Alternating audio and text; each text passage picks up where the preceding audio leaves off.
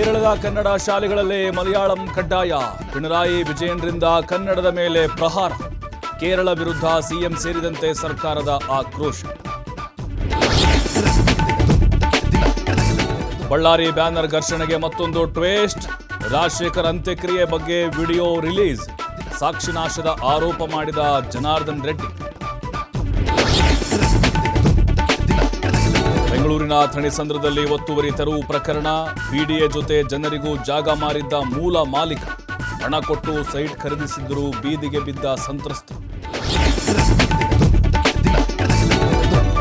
High court ಆದೇಶ ನೀಡಿದ್ರು, ಜನನಾಯಕನ್ಗಿಲ್ಲ relief. Court ಆದೇಶ ಪ್ರಶ್ನಿಸಿ ಮೇಲ್ಮನವಿ ಸಲ್ಲಿಸಿದ ಸೆನ್ಸಾರ್ ಮಂಡಳಿ. ದಳಪತಿ ವಿಜಯ್ ಅಭಿಮಾನಿಗಳಿಗೆ ಮತ್ತೆ ಶಾಕ್.